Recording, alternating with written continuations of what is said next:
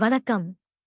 நேரடி வருகை இல்லா ஆவணப்பதிவு முறையில் விற்பனை பத்திரத்திற்கான ஆவணத்தின் வரைவு மற்றும் ஆவண மதிப்பீடு விவரங்களை எவ்வாறு சேர்ப்பது என்பதை இந்த காணொளியில் எளிமையாக பார்க்கலாம்.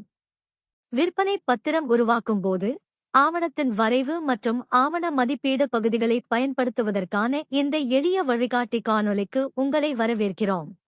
அனைத்து தரப்பினரின் விவரங்களும் அனைத்து சொத்து விவரங்களும் முழுமையாக பதிவு செய்யப்பட்ட பிறகு ஆவணத்தின் வரைவு திரையில் தோன்றும். இந்த திரையில் இறுதியாக உருவாக்கப்படவுள்ள ஆவணத்தின் வரைவை காணலாம். ஆவணத்தின் வரைவை கவனமாக சரிபார்த்த பிறகு சேமிக்க மற்றும் தொடர்க என்ற பொத்தானை அழுத்தவும்.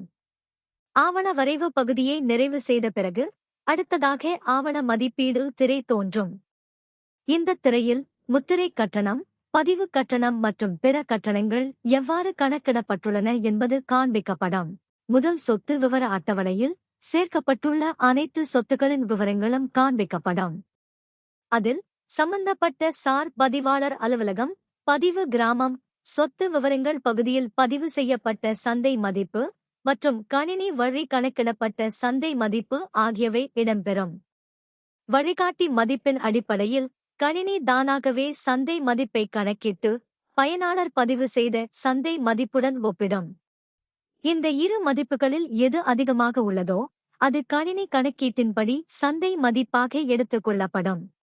இந்த அட்டவணையில் கணினி கணக்கிட்ட சந்தை மதிப்பின் அடிப்படையில் முத்திரை கட்டணம், பதிவு கட்டணம் மற்றும் உட்பிரிவு கட்டணம் ஆகியவையும் காண்பிக்கப்படும். அடுத்த அட்டவணையில் பிற கட்டணங்கள் பற்றிய விவரங்கள் காண்பிக்கப்படும்.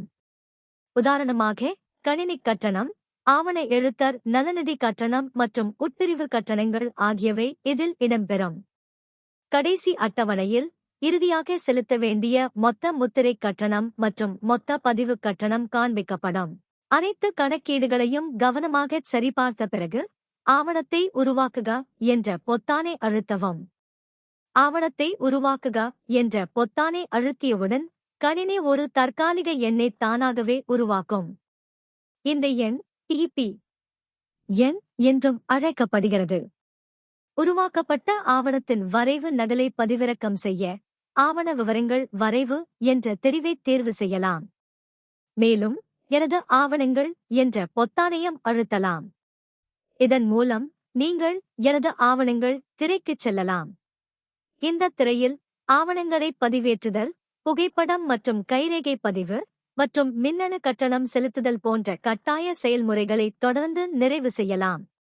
இதனுடன் ஆவணத்தின் வரைவு மற்றும் ஆவண மதிப்பீடு பகுதிகளுக்கான எளிய வழிகாட்டி நிறைவடைகிறது.